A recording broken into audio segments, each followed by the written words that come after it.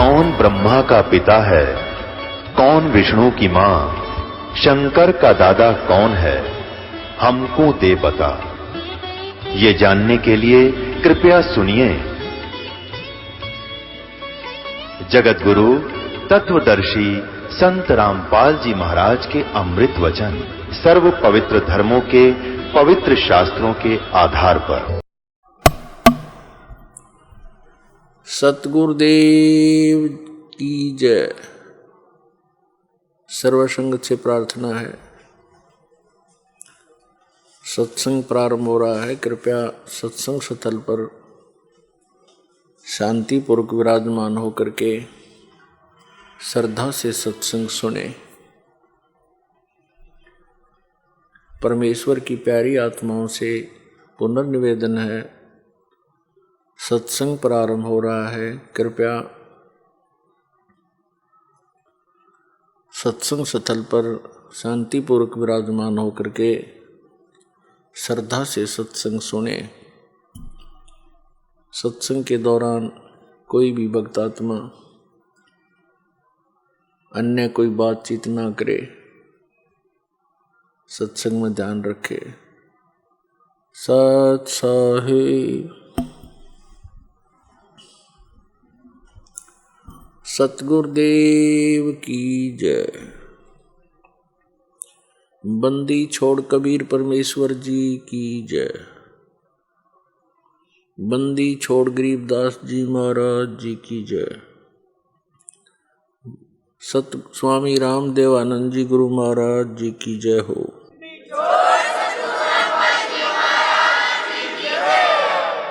Grieve Namo Namo सतपुरुष को नमस्कार गुरु के नहीं। सुर नर मुनि जन साधुआं संतों सर्वस दी नहीं। सतगुरु साहेब संत सब डंडो तुम प्रणाम। आगे पीछे मज हुए तिनको जहाँ कुर्बान। नराकार निर्विषम काल जाल वैवंजनम निर्लेपम निज निर्गुणम अकल अनुपवेशोन्दनम। सोहम सुरति समाप्तम सकल समाना निर्तल। उज्ज्वल हीरंबर हरदमम बेपरवा अथा है वार पार नहीं मज्जतम। ग्रीव जो सुमर सिद्ध होई गणनायक गलता ना करो अनुग्रह सोई पारस पद परवाना। आदि गणेश मनाऊं गणनायक देवन देवा। चरण कमल लो लाऊं आद्यंत करूं सेवा। परम शक्ति संगीतम रिद्धि सिद्धि दाता। जगत गुण अतीतम सतपुरुष निर्मोही जगदम्बा जगदीशम। मंगल रूप मुरारी तन मन अर्पों शीसम। भक्ति मुक्ति भंडारी सुर नर मुनि जन ध्यावे ब्रह्मा विष्णु महेशा। शेष सहस मुख गावे पूजय आदि गणेशा। इंद्र कुबेर सरीखा वरुण धर्म राय ध्यावे। समर्थ जीवन जी का मन इच्छा फल पावे।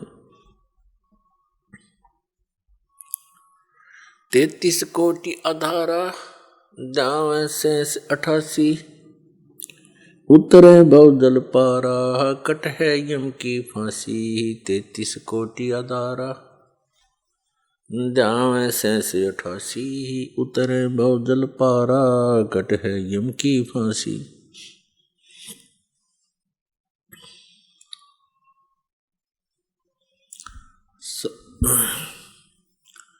कर जोड़ूं विनती करूं धरूं चरण पर शीस।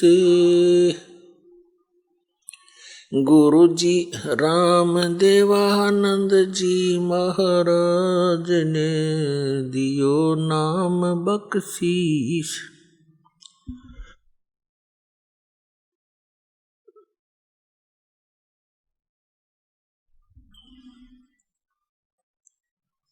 कोटि कोटि सिजदा करूं, कोटि कोटि प्रणाम, चरण कमल में राखियो मैं बांधी जाम गुलाम।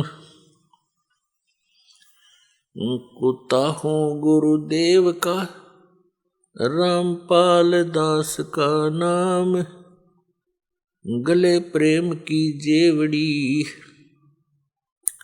जहाँ खेचो वहाँ जाऊं। तो करो तो हो बावड़ू, दूर दूर करो तो जाऊं, जो राखो तो ही रहूं, जो देवो सो खाऊं। परम पिता परमात्मा पूर्ण ब्रह्म सर्व सृष्टि रचनहार कबीर परमेश्वर जी की असीम रजा से आप सभी पुण्यात्मा ये सत्संग सुनने के लिए उपस्थित हुए। सौभाग्य आपका, परमेश्वर ने आपको इतना समय परमात्मा की चर्चा सुनने के लिए दिया। परमेश्वर कबीर जी ये हमारे सभी के पिता हैं, हमारे जनक हैं, हमें उत्पन्न करने वाले हैं। और हम यहाँ आगे इस काल के जाल में, काल के लोक में हमसे बड़ी भारी भूल बनी और अपने किए का दंड आज तक हम भोग रहे हैं। अपने पैर पे हमने स्वयं कुहाड़ा मार रखा है। अब वो दयालु परमात्मा हमारे लिए भटक रहे हैं, यहाँ आते हैं, अपना ज्ञान कराना चाहते हैं, हमें ये बताना चाहते हैं कि आप यहाँ के वासी नहीं हो, ये लोक ठीक नहीं है, यहाँ आप स्थायी नहीं हो। लेकिन आप जी ने इसका कोई विकल्प नजर आया नहीं। आप जी ने इसी व्यवस्था को अंतिम मान के, इसी की अपनी मर्यादा बना के और यहाँ जन्मते मरते रहते हो, कष्ट पे कष्ट उठाते रहते हो। और कोई भी व्यक्ति नहीं चाहता मैं दुखी हूं, कोई नहीं चाहता मेरी मृत्यु हो, कोई नहीं चाहता मैं वृद्ध हूं, और सारा कुछ हो रहा है। हम देख भी रहे हैं कि सभी वृद्ध हो रहे हैं, सबकी मृत्यु हो रही है और कष्ट भी हो रहे हैं, और फिर भी हम ये सोचते हैं हमें नहीं होने चाहिए। ये अच्छे से नहीं लगते। वृद्धावस्था सबसे बड़ा कहर है इस प्राणी के ऊपर। और जो परमात्मा कबीर जी की शरण में आ जाते हैं, इस दयालु भगवान के की भक्ति से इनको बहुत सहारा मिलता है। वृद्धावस्था में शरीर में रोग कम होते हैं और परमात्मा की भक्ति के सहारे इनका शरीर ठीक चलता रहता है। और जो परमात्मा कबीर जी की शरण में नहीं आते हैं, वो वृद्धावस्था के अंदर एक महान कष्ट को भोगते हैं। हम रोगी हो जाएं तो भी हम स्वीकार कर रहे हैं, और वृद्ध हो जाएं तो भी हम कोई दिक्कत नहीं। लेकिन जब मृत्यु का टाइम आता है, मृत्यु का नंबर आता है, तब हमें अच्छा नहीं लगता। क्योंकि मुश्किल से सारा जीवन लग के तो एक परिवार बनाया, फिर एक घर बनाया, करीब चालन की तैयारी होगी। बताइए कोई सांग होया? ये क्या व्यवस्था, खा के ये व्यवस्था। और ये पता है ये कंपलसरी होगा। तो इसका कारण क्या है? हम चाहे कितने दुखी हैं, मृत्यु नहीं चाहते। क्यों नहीं चाहते? क्योंकि ये कोई बढ़िया बात थोड़ी है, सारा जीवन ये जोड़ जाड़ कर बनावा सेटिंग सी करें, इतना मृत्यु हो जाती है। क्यों नहीं चाहते? क्योंकि हम ऐसे लोक से आए हैं जहां मृत्यु नहीं होती थी, जहां वृद्ध अवस्था नहीं होती थी, जहां पर हमारी बॉडी में कोई रोग नहीं होता था। इसलिए हमें वो बातें पक्की याद हैं, आभास है कि ऐसा नहीं होना चाहिए। तो वो उसी लोक में होगा जाकर के, यहां तो ऐसा ही होगा। कबीर साहब कहते हैं, साथी हमारे चले गए हम भी चालन हारे, कोई कागज में बाकी रह रही तातें लगी है वार। मरने वाले मर गए, शेष बच्चे ये सोचते हैं कि हमारा अभी नंबर नहीं आएगा, हम अभी नहीं मरेंगे। परमात्मा कहते हैं ये तो कोई कागज में शेष रह रही है तुम्हारी आयु, जिस दिन वो कागज पूरा होगा 1 सेकंड ना लागे, जैसे वो गया ऐसे तुम भी जाओगे। एक बार 5 पांडव, महाभारत का जिक्र है, वन में वनवास काट रहे थे, 12 वर्ष का वनवास काट रहे थे। उनको प्यास लगी तो उनमें से एक सबसे छोटे ने, 5 में से सबसे छोटे ने ऊपर चढ़कर वृक्ष पर इधर उधर देखा। उसको थोड़ी सी दूरी पर एक तालाब नजर आया। तालाब ही वहां पर जल स्रोत होते थे पीने, नहाने, धोने के उस समय में। तो नकुल सबसे पहले उस तालाब पर जल लेने के लिए पात्र लेकर गया।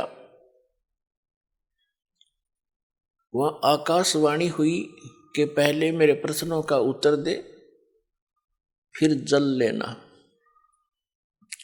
नकुल ने इधर उधर देखा, कोई दिखाई दिया नहीं। उसने जल भरना चाहा, वो वहीं पर मृत्यु को प्राप्त हो गया। कुछ देर इंतजार करके दूसरा गया। उसने देखा भाई तो मरा पड़ा है, प्यास से मर गया।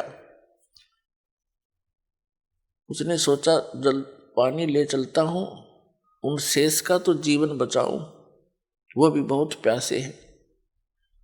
आकाशवाणी उसी प्रकार हुई कि पहले मेरे प्रश्नों का उत्तर दे, पीछे जल लेना। उसने भी अनदेखा करना चाहा, वह भी मृत्यु को प्राप्त हो गया। ऐसे ऐसे चारों के चारों मृत्यु को प्राप्त, 4 मृत्यु को प्राप्त हो गए। 5वां जब युधिष्ठिर स्वयं गया कि भाई आए नहीं, क्या बात है, देखूं जा करके। उसने देखा सब मृत्यु को प्राप्त है। उसने सोचा ये तो प्यास से मर गए, मरूंगा मैं भी, जल तो पी लूं, ये शौक तो हो ही गया। उसने भी पात्र उठाने की चेष्टा की जल के लिए, तभी आकाशवाणी हुई कि मेरे प्रश्नों का उत्तर दे, बाद में जल लेना, नहीं तो तेरे भाइयों जैसी हालत तेरी हो जाएगी। और यदि तो मेरे प्रश्नों का उत्तर दे देगा, तेरे भाइयों को भी जीवित कर दूंगा। युधिष्ठिर ने कहा कि बोल कौन है तू, कहां दिखाई तो दे नहीं रहा। तो उनमें से एक प्रश्न था कि इस संसार में सबसे बड़ा आश्चर्य कौन है, क्या है? युधिष्ठिर ने उत्तर दिया कि सबसे बड़ा आश्चर्य है कि हम प्रतिदिन सबको मरते देखते हैं, लेकिन अपने मरने की चिंता कभी नहीं करते। तो कहने का भाव यह है पुण्यात्माओं, हम और मर जाओ सारे, पर आप जीवित रहे बस ठीक से। और वो भी तो यही सोच रहे थे, ठीक है फलाना मर गया कोई बात नहीं, उसको ये हो गया था, वो हो गया था, अटकलबाजी सी, और चलो। तो पुण्यात्माओं, परमात्मा यहाँ याद दिलाना चाहते हैं, जिस लोक में तुम रह रही हो लोक ठीक नहीं है। अभी तक आपके पास कोई विकल्प नहीं था, आपको पता भी नहीं था कि इसका कोई समाधान भी है। अब तो कति कंप्लीट कोर्स है और पूरा समाधान है, और बहुत ही आसान है। ये सबसे आसान काम था और सबसे जटिल बना दिया इन अज्ञानी संतों, महंतों, आचार्यों और शंकराचार्यों काजी और मुल्लाओं ने, सबके धर्म गुरुओं ने तत्व ज्ञान से अपरिचित होने के कारण कोई हट कर रहा है, एक पैर पे खड़ा होकर, कोई दो वैसे खड़ा होकर के, कोई किसी प्रकार कोई कुछ नाम जाप कर रहा है, कोई किसी प्रकार की क्रिया करके अपना मोक्ष मानता है। ये सबसे आसान काम है मोक्ष का, लेकिन हमें मार्ग मिले, सही दिशा ठीक मिल जाए। और अब दिशा ठीक मिल गई, जिस भी महापुरुष को परमात्मा प्राप्ति हुई है उस परमात्मा ने ही आकर उसको यथार्थ ज्ञान दिया उनको। उनमें से कौन कौन हैं? आदरणीय धर्मदास साहिब जी, आदरणीय मुल्कदास साहिब जी, आदरणीय नानक देव साहिब जी, आदरणीय दादू दास साहिब जी, आदरणीय गरीबदास साहिब जी, गांव छुड़ानी, जिला झज्जर वाले, आदरणीय गीसा दास जी साहिब जी, गांव खेखड़ा, जिला मेरठ, उत्तर प्रदेश वाले। ये महापुरुष हैं जिनको भगवान स्वयं आकर मिले और उस स्थान पर ले गए जहां वो सुख इस जीव को हो सकता है। और वहां अन्य जो प्राणी हैं, पहले के भक्त हैं, वहां वो कितने सुखी हैं। वह कभी वृद्धावस्था नहीं होती, कभी मरते नहीं, किसी चीज का अभाव नहीं, ऐसा सुंदर शरीर है उनका, उसमें कोई रोग नहीं। तो वो परमात्मा ने अपने गवाह बनाकर वापस छोड़े।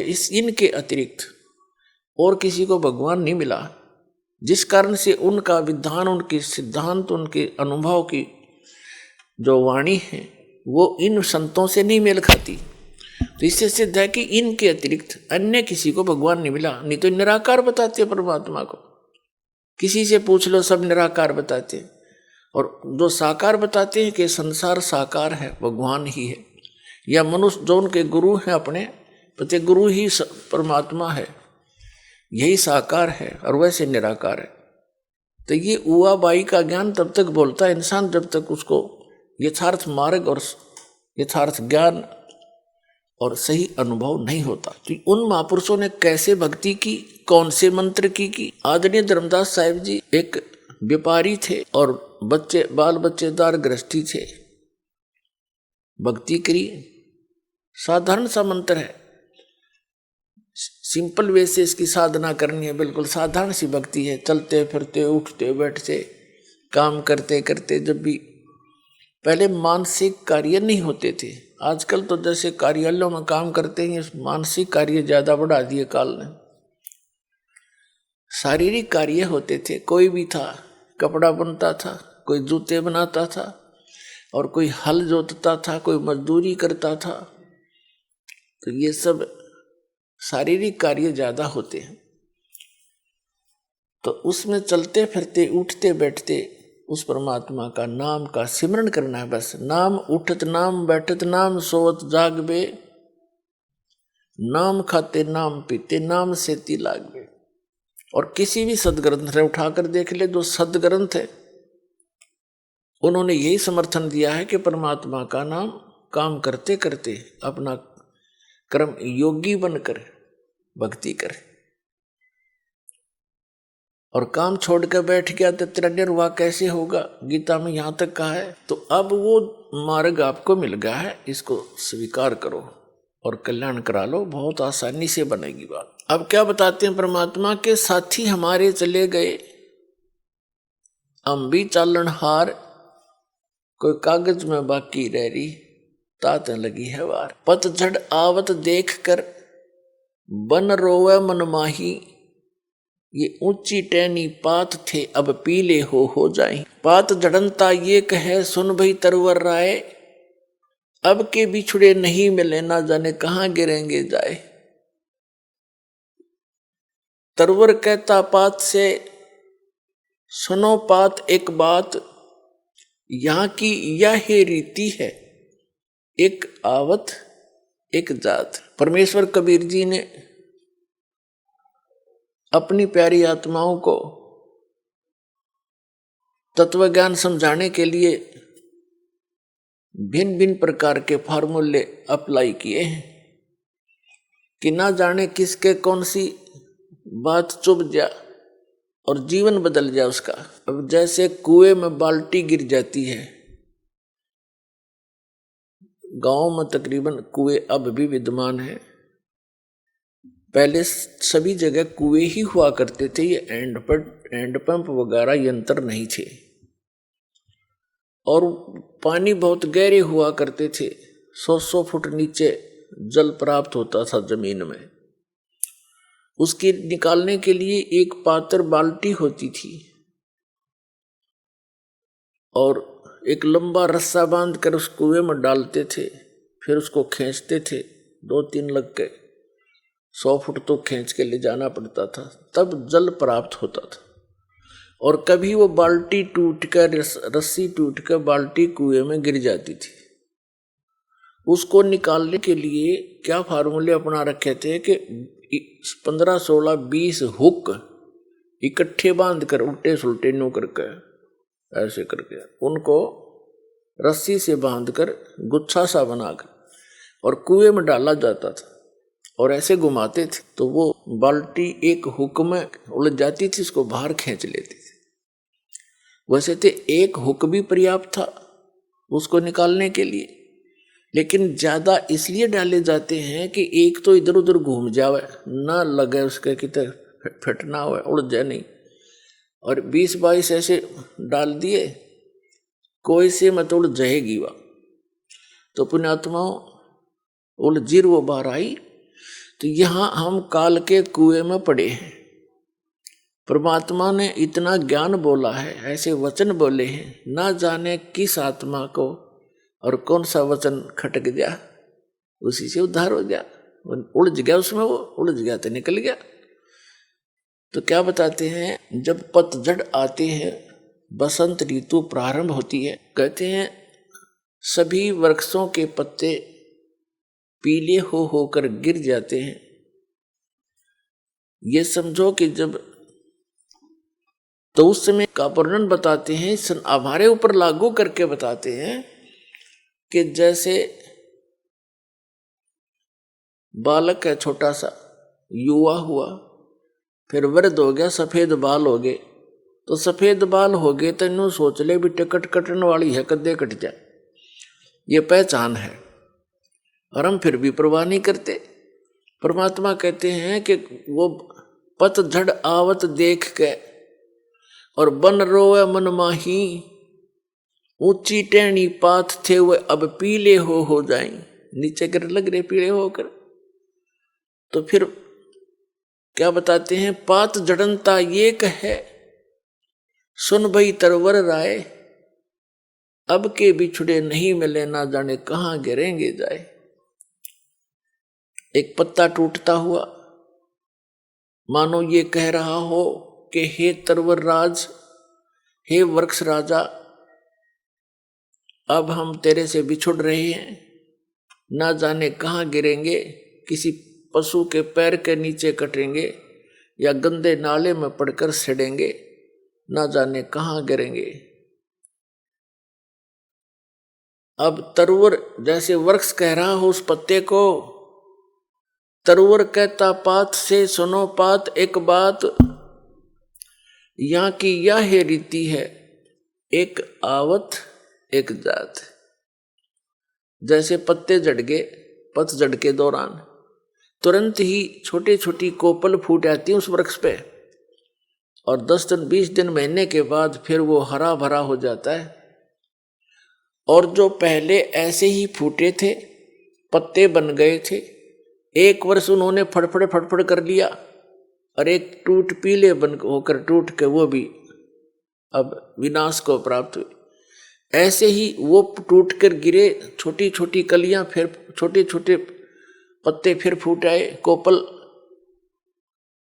और वो भी पत्ते बन जाएंगे। 1 वर्ष के बाद वो भी ऐसे ही विनाश को प्राप्त हो जाएंगे। तो इस संसार को परमात्मा इस काल के लोक को दर्शाना चाहते हैं, यहाँ की व्यवस्था को कबीर परमेश्वर जी बताना चाहते हैं कि जैसे बच्चे का जन्म हुआ, फिर युवा हुआ, विवाह हो गया, उनके संतान होगी, छोटे फिर बच्चों के भी संतान होगी, अपनी मृत्यु निकट आ गई, पोता पोती बच्चे अपना वो कोपल फूट आई, वो बूढ़ा मर जाएगा, बच्चे जवान हो जाएंगे, फिर वो मर जाएंगे, फिर उनके जवान हो जाएंगे। तो परमात्मा यहाँ बताना चाहते हैं कि यहाँ की यह रीति है, एक आवत एक जात। अपने आत्माओं जैसे कोई व्यक्ति सारा जीवन अपने परिवार पोषण में, मकान कोठी बनाने में लगा ही देता है सारा, जिसको ये ज्ञान नहीं वो सारा काम में वो करे आजीवन, बस उतने में ही सीमित रहता है। ये तो सत्संग सुनने से पता लगता है कि हमारा मूल कार्य तो कुछ अन्य था। तो ये सत्संग भी बहुत पुण्यकर्मी प्राणी को ही प्राप्त होता है। तो क्या बताते हैं कि वो व्यक्ति जो अपने मकान बनाने में, बच्चों का पालन पोषण करने में और बड़ी उनके बीच में प्यार से रह रहा था, सारा जीवन लगा दिया, और फिर मृत्यु की निकट आ गई, कोई रोग हो गया, ऐसा दे रोग हो गया, परिवार को भी पता लग गया कि इसकी मृत्यु निश्चित है, और स्वयं को भी ज्ञान हो गया। तो फिर वो रह रह कर सोचता है, भगवान अब क्या होगा मेरा। तो अन्य लोग व्यक्ति मिलने आते हैं, कुल के व्यक्ति, नाती, तो उसको समझाने की चेष्टा करते हैं, भाई या तो एक दिन सब नहीं जाना है, आपका समय ही इतना था, चिंता ना करना कि तू यहाँ सबके साथ ऐसे ही बनता है। तो कहने का भाव ये है कि ऐसे ही जैसे वो पत्ता टूटता हुआ कह रहा हो, पात जड़नता ये कहे सुन भई तरवर राय, अब के बिछुड़े नहीं मिले, फिर नहीं मिलेंगे, ना जाने कहाँ गिरेंगे जाए। तरवर कहता पात से सुनो पात एक बात, यहाँ की तो यह रीति है, एक आवे एक जात। तो ऐसे स्थान पर आप कितने निर्भय होकर रह रहे हो और क्या क्या बकवादें करते हो सारे जीवन में, बगैर ज्ञान के कुबद की जाती है। जिस इंसान को ये पता लग गया तेरी मृत्यु निकट है, वो करके दिखाओ नाचा गाई, और करो बकवाद एक करके दिखाओ, उसका मन नहीं मान सकता। तो हम इतने अबोध हैं या इतनी भांग पी रखी है इस काल के, इस माया की, कि हमने वो दिखाइए ना देता, सुना को बताना चाह, उसका असर हमारा होता नहीं। अब जैसे महापुरुषों के पास जाते हैं, उनका चेहरा भले ही वो अंदर से खुश होते हैं, लेकिन ऊपर से वो मायूस दिखाई देते हैं। आदरणीय नानक देव साहिब जी के पास कुछ भक्त गए जाते रहते थे, कुछ नए नए भी जाते हैं, तो वो देखते हैं कि हमने तो साधु संतों के चेहरे बड़े खिले हुए लाल लाल देखे, उनके देखे जो पेट भर थे, ऊपर से दिखे साथ दो, उनको ज्ञान था ही नहीं। अच्छी खावा काजू किस्मस मेवार पेलन डंड 2 किलो पीवा दूध इकट्ठे, उनके तो आप लाल चेहरे होंगे, वो तो काल के पशु है। और जो संत है उन्हें तो टाइम पास करना मुश्किल हो जाता है, यहाँ पर जब ज्ञान हो जाएगा। तो नए नए भक्त जाते थे, वो पूछते हैं कि महाराज जी आप हमने कभी खुश नजर नहीं आए, आप ऐसे रहते हो जैसे आपका कोई चीज गुम हो गई हो, मायूस रहते हैं। तो नानक जी ने कहा कि ना जाने काल की कर डारे, और किस विध डल जा पासावे, और जिनाते सरते मौत खुड़क दी, उन्होंने केड़ा हासा। कहा करते महात्मा कि तुमने ज्ञान कौन बालको, हमें अपनी मौत दिखाई देती है। 1 मिनट में 1 सेकंड में ना जाने काल के बिजली गिर देर किस क्षेत्र में डाल दे। सामने ठीक ठाक सोए थे, उड़ीसा में एक बार साइक्लोन आया था, ये बहुत जबरदस्त। पानी, समुद्र का जल हवा के वेग से 30-40 फुट ऊंचा उठकर अरे से चल पड़ता, फुल स्पीड से 200 किलोमीटर प्रति घंटा की स्पीड से, और वो इतना प्रेशर से चलता है, जिस क्षेत्र में से गुजरता है उनके मकान मकान सबको तहस नहस कर, और जो जितने भी उसके अंदर होते हैं सभी पानी में डूबकर मर जाते हैं। उनको कहीं इधर उधर जाने का समय नहीं मिलता। और वो सभी इसी तरह लगे हुए थे जैसे शेष बच्चे भी लग रहे हैं, ये कर दूंगा वो कर दूंगा फलाना कर दूंगा उस पर ऐसे कर दूंगा, ये कोठी बनाऊंगा। जो बनाना था वो प्रारंभ भी नहीं कर पाते। ये करना था जो भक्ति करो, परमात्मा ने याद रखो, और समर्थ की शरण में आने से ये आपदाएं भी टला करती हैं। तो क्या बताते हैं, ना जाने काल की कर डारे, किस विध ढल जा पासावे, और जिनाते सरते मौत खुड़क दी उन्हानू केड़ा हासावे। हमने तो भाई अपनी मौत दिखाई देती है, और ना जाने यहाँ क्या बिजली गिर जा, और इसलिए सावधानी बरत रहे हैं। और वहां जाने की चिंता है कोई गलती ना हो जाए और फिर काल के जाल में फंसे रह जाए। फिर उन्होंने पूछा कि भक्तों ने पूछा, क्या आप सदा ऐसे रहते हो, क्या आपको कभी खुशी नहीं होती? संतों की जो खुशी है वो आत्मिक होती है, ऊपर लोग दिखावा नहीं होता। नानक साहब जी कहते हैं, साध मिले साढ़ा साधी होंदी, और विछड़ जा दिलगिरी वे, अख दे नानक सुनो जहाना मुश्किल हाल फकीरी वे। जब मुझे मेरे भक्त मेरे साध संगत आती है, सत्संग होता है, तो मेरी खुशी का ठिकाना नहीं होता। लेकिन वो दांदरे काट कर नहीं, अंदर से खुशी होती। साध मिले साढ़ा साधी होंदी, और विछड़ जा दिलगिरी वे, और जब ये चले जाते हैं भक्त, तब मुझे दिलगिरी होती है और चिंता सताने लग जाती है। किस चीज की? कि इनको मुश्किल से मैंने लाइन पर लाया है, विकारों से रहित किया है। उस परमात्मा सचखंड में सतपुरुष को सतलोक को मैं जाकर के देखा है, उससे प्राप्त ज्ञान के आधार से मैं इनको ज्ञान दे रहा हूँ। क्योंकि आदरणीय नानक देव साहिब जी पहले हिंदू धर्म में जन्मे थे, श्री राम कृष्ण के कट्टर पुजारी थे, और ब्रजलाल पांडे के पास वो गीता पढ़ा करते थे, उनसे दीक्षा ले रखी थी। जब परमात्मा आए, उनको सतलोक लेकर गए सचखंड बेई नदी से, एक साधु रूप में आए थे, जिंदा महात्मा के रूप में, परम अक्षर पुरुष सतपुरुष, और उनको साथ लेकर सतलोक गए सचखंड, फिर वापस छोड़ा था। 3 दिन तक वो अचेत कहीं गुप्त रखे थे, उनका शरीर आत्मा को लेकर गए थे। तो उन्होंने आकर जो भी उस मालिक से वार्ता हुई, जो भी उनका आदेश था कि ऐसे ऐसे इन पुण्यात्माओं को आप भक्ति मार्ग पर लाओ, मेरा ज्ञान बताओ, और इनको केवल इतना ही अभी स्टार्ट करना, जैसे पहली कक्षा के बालक को वो ABCD ही सिखाई जाती है, ए आ ईड़ा उड़ा ये सिखाए जाते हैं, इसे आगे वो ग्रहण भी नहीं कर सकता। तो उस समय भगत समाज की ये स्थिति थी कि एकदम एक समाज से हटकर अलग से कोई क्रिया करना कोई बालकों का खेल नहीं होता। पूरा हिंदू समाज विरोधी बन गया, वो पांडे भी विरोधी हो गए, खुद पिता भी कालू राम मेहता जी भी विरोधी हो गए उन नकली गुरुओं के बहकाने सिखाने से कि ये तो ब्रह्मा विष्णु महेश को भी नहीं मानता, ये तो शंकर जी की पूजा भी नहीं मानता, ये तो इससे ऊपर भगवान बताता है, नास्तिक पैदा हो गया। लेकिन उन्होंने परवाह नहीं करी, आंखों देख रहे, कौन माने उनको उतरुओं की बता। फिर जिसने आंखों देखा भगवान को सारा, तो इसलिए वेदों में वर्णित है कि वो सतपुरुष स्वयं आता है यहाँ, अपने अच्छी आत्मा को मिलता, जो दृढ़ भक्त होते हैं, तो उसको अपने से परिचित कराता है, उनको उपदेश देता है।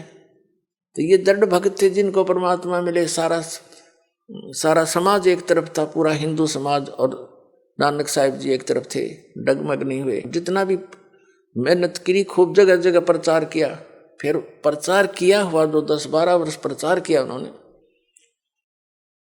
तो ऐसी बात नहीं, कुछ एक व्यक्ति पुण्यात्मा उनके ज्ञान से परिचित हुए, लेकिन बहुत कम। फिर वो एक स्थान पर रहने लगे, अपने घर पर ही 16 वर्ष अपने घर पर रहे, फिर अपना खेती का कार्य भी करते थे और सत्संग भी करते थे।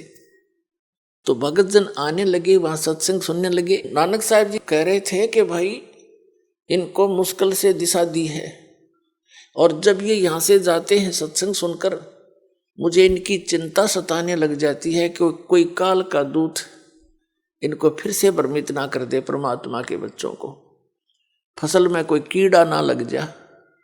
और जब ये वापस आ जाते हैं एज इट इज अगले सत्संग में, तो मेरी खुशी का ठिकाना नहीं रहता कि मेरी फसल परमात्मा का बाग सुरक्षित है। साध मिले साड़ी शादी होंदी, विछड़ जा दिलगिरी वे, अखदे नानक सुनो जिहाना, मुश्किल हाल फकीरी वे।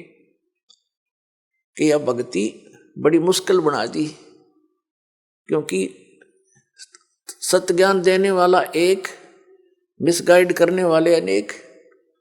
तो एक उस समय एक की बात को स्वीकार करना हंसी खेल नहीं होता।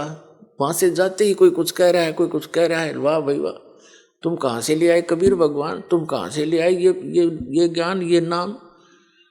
तो इसलिए रह रह कर सत्संग में आने से दृढ़ हो जाते हैं, प्रमाणों से परिचित हो जाते हैं, तो फिर वो भक्त सॉलिड हो जाते हैं, डगमग नहीं होते। तो हम इसलिए भय नहीं मानते अन्यों को मरते हुए देखकर भी, क्योंकि हमें तत्व ज्ञान नहीं, हम बालक जैसे हैं। 10 बच्चे हों छोटे छोटे और खेल रहे हो, साथ में गड्ढा हो, 10 के 10 गिर जाएंगे उसमें। एक गिर गया, दूसरा भी खेलता खेलता तीसरा भी, क्योंकि उनको पता है नहीं ये मर रहे हैं, तू बच जा। उनकी इतनी बुद्धि काम करती ही नहीं। तो आज जब तक आपको ये तत्व ज्ञान नहीं होगा, आप उस अतिथि के बच्चे हैं। अब इस ज्ञान से आपकी बुद्धि विकसित होगी, फिर डर लगेगा, डर लगेगा तो उसका समाधान भी होगा। तो इसी प्रकार परमात्मा हमें ये ज्ञान कराना चाहते थे कि तुम इस झूठे सुख को सुख कहे, ये मान रहा बनमोद, ये सकल चबीना काल का, कुछ मुख में कुछ गोद। ये झूठे सुख को सुख मान बैठे तुमने सुख का तो आभास भी नहीं है। चाहे सारी पृथ्वी का प्रधानमंत्री बन जाए, सारी पृथ्वी का राष्ट्रपति राजा बन जाए, और उसको भी सुख नहीं हो सकता। सुख है ही नहीं। यहाँ पर हमने देख लिया उसको, राजा है, मंत्री है, मुख्यमंत्री है, झंडी वाली कार है, और इसके बड़ी शोभा है इस व्यक्ति की। उसके अंदर झांक कर देखो, 36 टेंशन लिए फिरता है वो सारा दिन। सुख है उसको?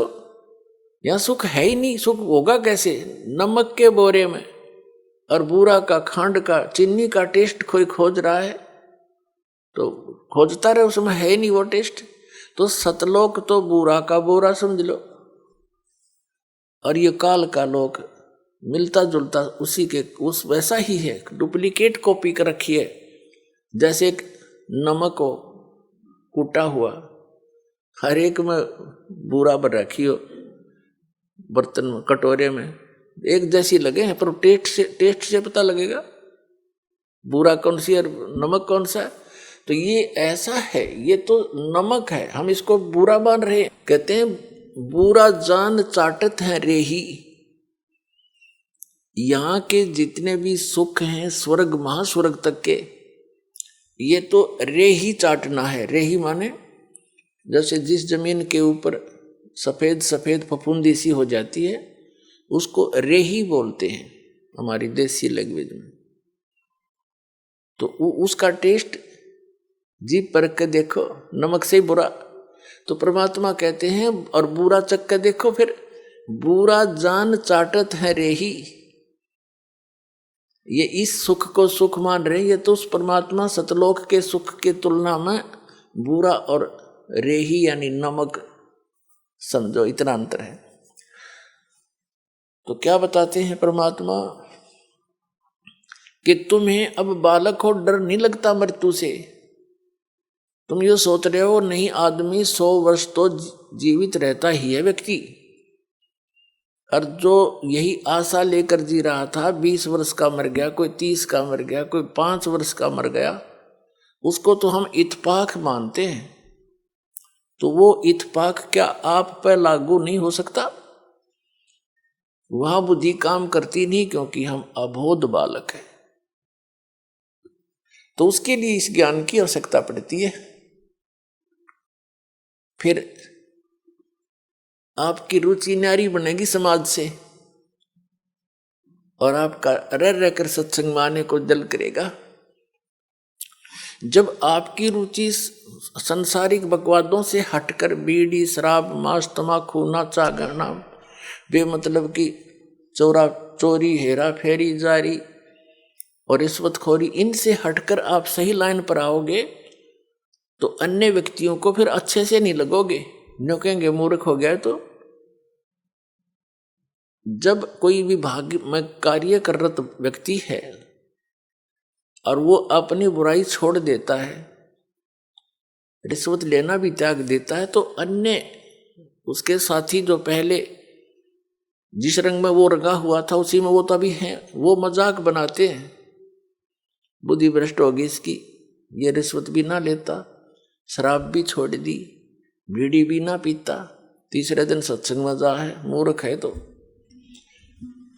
परमात्मा कहते हैं जो भगवान के ज्ञान से अपरिचित हैं उनको तो हम मूर्ख दिखे, और हमने वह कति मूर्ख दिखे।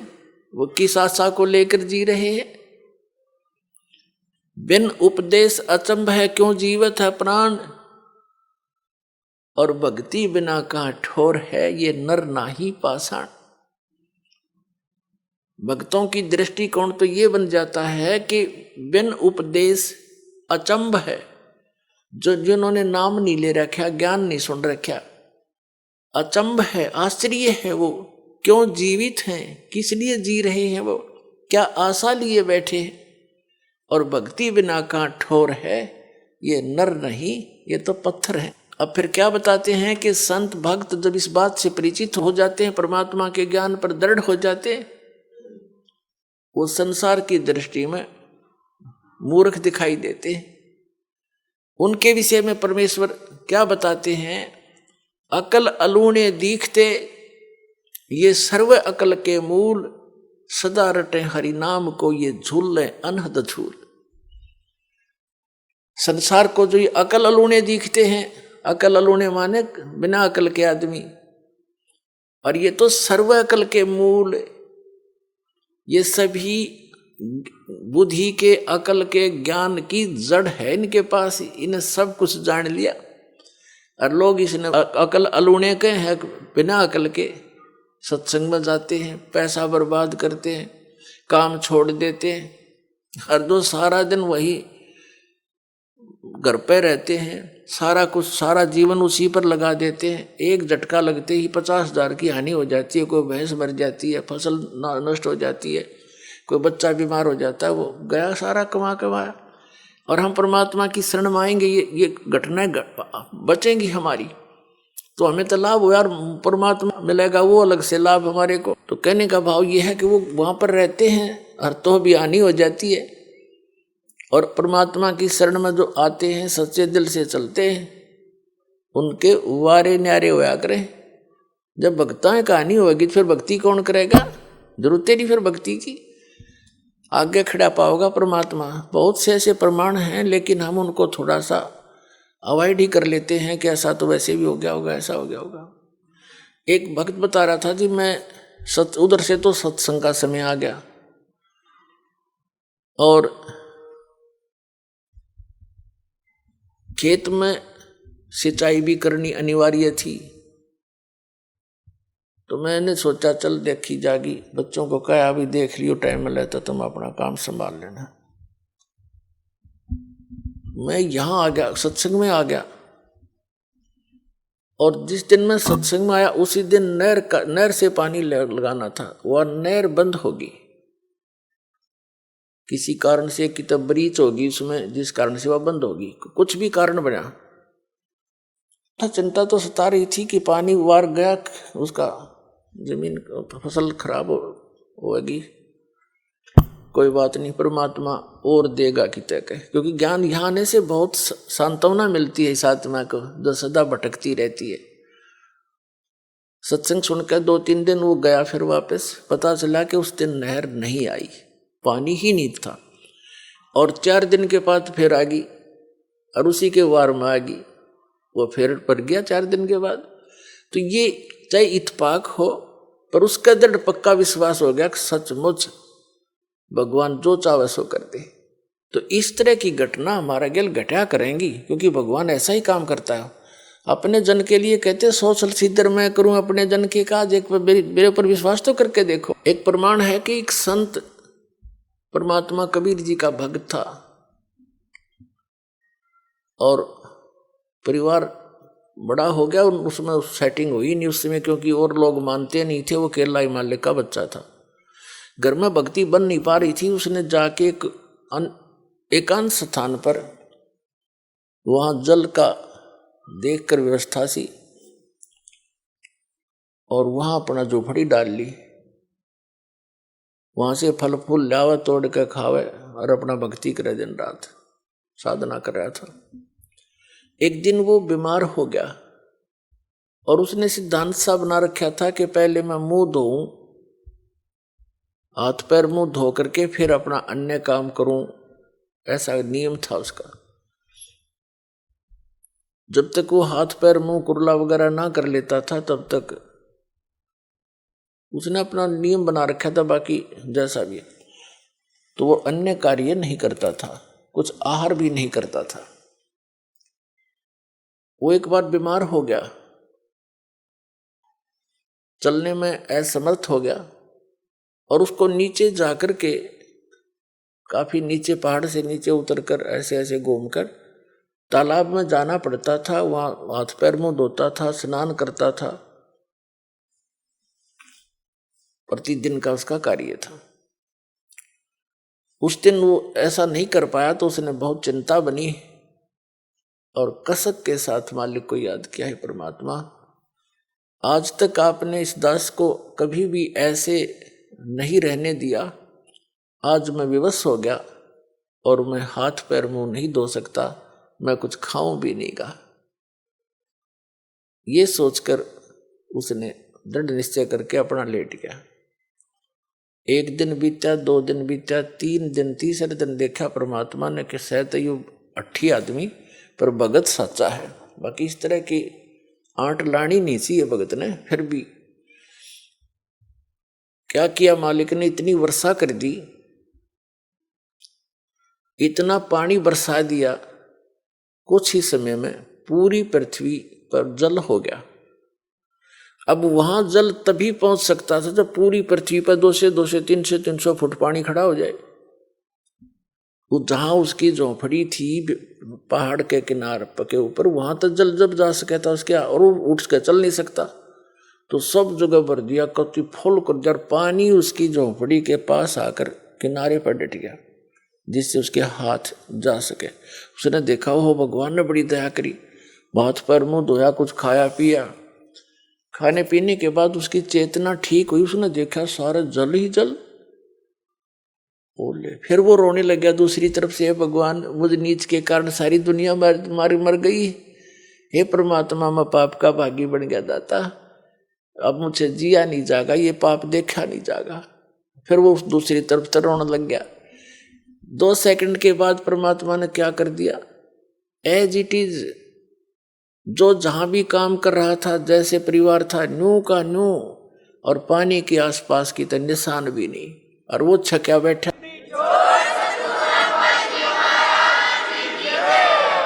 किसी को आभास भी नहीं होने दिया और उसका पेट भर दिया। तब आकाशवाणी करी के भक्त, दारी मेरे संत की मोह से मिले ना अंश, और भला बुरा बाँचे नहीं। ये बकवाद इस तरह की 8 अडांस लावा नहीं, सोई हमारा वंश। अब उसके माध्यम से अन्य को भी शिक्षा दी परमात्मा ने कि ठीक है, जो मेरा भक्त धारणा कर लेगा उसके लिए मैं कुछ भी कर सकता हूं, पर थोड़ा बहुत सोच समझ कर डिसीजन लेना चाहिए तुम्हें। तो क्या बताते हैं आदरणीय गरीबदास साहिब जी अपने कबीर परमात्मा के विषय में बताते हैं कि मौला थल से जल करे और जल से थल कर देत, और साहेब तेरी साहेबी अब श्याम कहूं सवेत। क्या बताते हैं कि वो मौला कबीर परमात्मा पूरी पृथ्वी पर 1 सेकंड में जल भर दे और दूसरी सेकंड में वैसा ही कर दे, उसी तरह जैसे जो जहां बैठा था एज इट इज पूरा समस्त परिवार सारा काम नो का नो कर सकता है। वो परमात्मा इतना समर्थ है। फिर कहते हैं कि हे साहेब तेरी साहेबी, हे परमात्मा आपकी लीला को अब श्याम कहूं सवेत। श्याम तेनो का अगर काला काला धन यानी काला आदमी है यो भाई निकम्मा, और सवेत ने कहा साफ आत्मा का आदमी है। ते अब कहते हैं तुझे मैं बुरा कहूं कि अच्छा कहूं। कहते हैं मौला थल से जल करे और जल से फिर थल कर देत, फिर उसा कर दिया उसने सब कुछ मिटा दिया और फिर जो का त्यों बना दिया। नो कहे साहेब तेरी साहेबी, हे परमात्मा तेरी लीला ने इब काली कहूं सफेद, तने बुरा बताऊं का अच्छा। यानी ये परमात्मा वो समर्थ है कि तू गलत कर ही नहीं सकता। अगर तेरे पर कोई निश्चय करके रहता है तो 100 आपत्तियां आती दिखेंगी, ऐसे फेंक देगा ठाक है कि तो खोजी नहीं मिलेगी।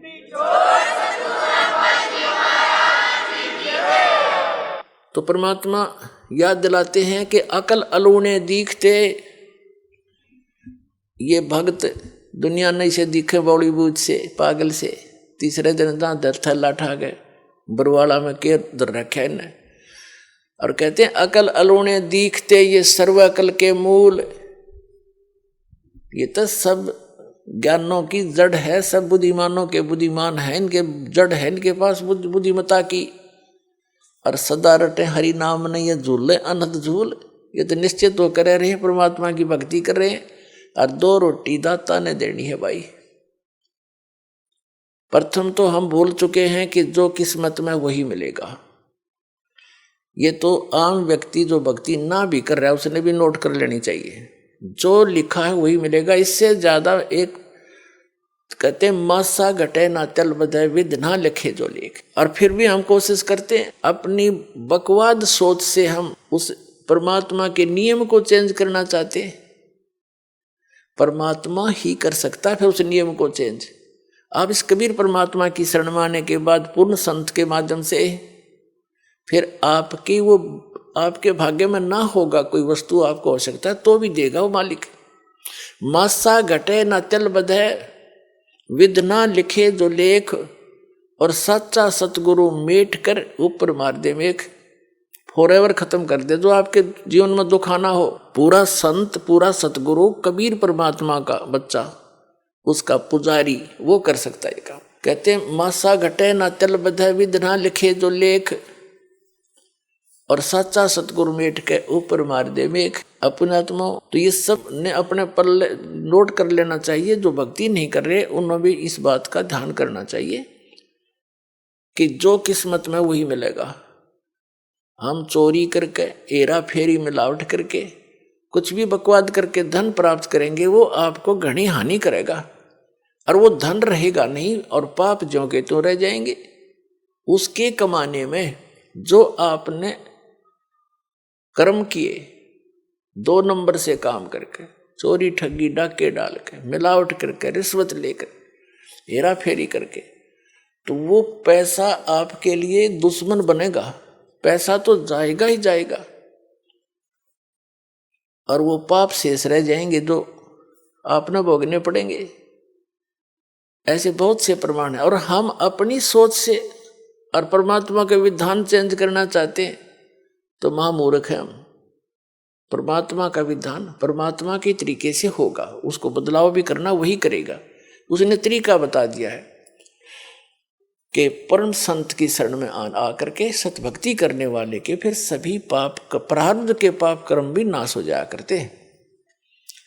अब कोई कहता है कि प्रारब्ध में जो लिखा है वो तो आपने भोगना ही पड़ेगा। बिल्कुल ठीक है, जब तक आप उस संत और उस परमात्मा की शरण ग्रहण नहीं लेते जो इन पाप कर्मों का नाश करने में सक्षम है, तब तक तो आपने ऐसे ही होगा, जैसा कर्म किया वैसा ही भोगना पड़ेगा। अब जैसे हम भक्ति किस लिए करते हैं, आपत्ति आई उसके निवारण के लिए चलते हैं कि निवारण हो इसका, और किसके पास जाते हैं, साधु संतों के पास जाते हैं, तो वो फिर तरीके भी बताते हैं, ऐसे होने से ऐसे हो जाएगा। जब नहीं होता है तो कह देते हैं कि तेरे भाग्य में है भाई, ये तो भोगना ही पड़ेगा। पुण्यात्माओं, जो भाग में दुख होना है और वो भोगना ही पड़ेगा, फिर भक्ति की क्या आवश्यकता रहेगी, तो नास्तिक हो जाएंगे कुछ दिनों में। एक व्यक्ति कह रहा था, एक भक्त था, हमारे गुरुदेव का भक्त था, और उसने दीक्षा ले ली। वैसे तो नहीं लेता, वो नास्तिक टाइप हो रहा था। फिर किसी से उसने हाथ दिखा लिया, अपने जो जंतर मंत्र ये ज्योतिष वाले होते हैं, पामिस्ट, उसने बताया कि तेरी आयु 27 वर्ष की है, उसके बाद जीवन शेष नहीं तेरा। उसको चिंता बनी, क्योंकि जब तक मृत्यु ना दिखे इंसान ने तब तक यू अंडी पा क्या अंडा है, फिर नहीं समझता किसी ने। और जब इसको यूं पता लग जाए तेरी मृत्यु होगी, फिर इसकी घिघी बन जाती है। उसने सोचा कहीं इसने गलत बता दिया हो, और दूसरा बढ़िया पामिस्ट पूछा किसी से, उसने बताया कि वो फलाने उसमें रहता है, इतने रुपए लेता है और बिल्कुल 100 की 100 सच आपके अंक बता देगा किस्मत के। वहां गया, उसने भी जाते ही बताया तेरी आयु 27 वर्ष की है। अब चिंता का ठिकाना तो नहीं रहा, लेकिन फिर भी सोचा और पूछूं, 3-4 से उसका कहता मैंने पूछा, और सब ने एक फाइनल कर दिया। और उसमें उम्र थी उसकी सारी 23-24 वर्ष की। तो उसने चिंता खाने लगी, घर वालों को बतावा नहीं। फिर उसको राम की कथा भी सुनाने लगी, क्यों मौत निकट दिखाई देती। कहीं कहीं ऐसे सत्संग सुनाया। एक दिन दया होगी, परम संत की शरण में उसको मिल गई। अब वो भक्ति पर दृढ़ होकर लाग गया। घर वाले कहें तेरा बीमारी क्या है, वो कहे मैं ठीक हूं, कोई दिक्कत नहीं है। ना ढंग से खावे, ना उठ पैर, ना घनासा बैठ के किसी से बात करे, ना हंसे। तो उन्होंने सोची भाई, फिर उसकी शादी कहने लगे, शादी करते हैं तेरी। बोला मैं शादी ना कराता, विवाह भी नहीं कराया उसने। इस चिंता में 27 साल की उम्र में मैं मर लूंगा, बालकान कौन पालेगा। अब वो 27 साल का हो गया, और जब 27वां वर्ष आया तब तो उसकी कति और 2 रोटी खाओ था एक रहेगी, और लेकिन भक्ति में ठीक लगा रहा। अब जब देखा उसने 27वां वर्ष पूरा हो गया, यानी दिसंबर का 31 तारीख आई, तब उसने सोची भाई चलो, उसकी अपनी जो डेट ऑफ बर्थ थी उसके हिसाब से जो डेट था उसने फिक्स करके उसने सोचा 1-2 दिन आगे पाछा हो जाया करे, बात तो लग रही है तो आ लिया टाइम। 1 दिन गया, 2 दिन गया, 3 दिन गया, चौथा दिन भी इंतजार करी, 5 दिन हो गए, 10 दिन हो गए, 15 दिन हो गए। उसने सोचा आज फिर दिखा लूं। वो फिर गया उन पामिस्टों के पास जो सबसे बढ़िया वाला था। उसने नो ना बताई कि आपने पहले नो बता रखी थी, कभी फिर वाई बता दे। उसने जाकर देखा, जी मेरी कितनी उम्र है। उसने बताया भाई तेरी उम्र तो 70 साल की है। मेरी उम्र 70 साल की। उसके बाद चीना कहते इसने तो का मार दिया, इसने पता तो है कि तो मरण हो रहा है। उसने फिर दूसरे को दिखाई, उसको दिखाई, उसने भी बताया कि भाई 70 वर्ष जीवेगा तू बच्चा, तेरी उम्र 70 वर्ष की है। वापस आया, गुरुजी के चरणों में पड़कर बुरी तरह रोए, नो कहे भगवान जिसे सुने थे उसे पाए तुम ता कबीर भगवान, मेरी उम्र 27 वर्ष की थी, खड़ा होकर रो और बतावे। 27 साल के बाद उसने ब्याह करवाया, और ईबते जीव है वो। कुछ दिन के बाद नाम छोड़ गया कि होगी 70 साल की, क्या जरूरत है भगवान की। फुटे बाग हमारे। तो पुण्यात्माओं, परमात्मा कहते हैं दुख में सुमन सब करें, सुख में करे ना कोई, और जय सुख में सुमन करे दुख काहे को होए। अब सुख हो गया तो वो भगवान छोड़ गया। तो ऐसे भी निकम्मे हैं हम इन दुखों के योग्य हैं, लेकिन समर्थ ही होता है। उसने अपनी समर्थता दिखा दी जो वेद बताते हैं। ऋग्वेद मंडल नंबर 10 सूक्त नंबर 161 के मंत्र नंबर 2 में लिखा है कि यदि कोई रोगी हो, उसका रोग अक्षमता से भी आगे पहुंच गया हो और उसकी मृत्यु भी हो जावे, तो भी परमात्मा अपने भगत की 100 वर्ष की आयु यानी आयु बढ़ा सकता है, और मरने के उपरांत जहाँ भी कहीं गया हो वहाँ से वापस ला करके उसको पुनर्जीवन दे सकता है, उसी बॉडी में प्रवेश कर सकता। तो वो परमात्मा ये कबीर जी हैं। तो कहते मासा घटे न तिल बधे, विद ना लिखे जो लेख, और सच्चा सतगुरु मेट कर ऊपर मारे मेख।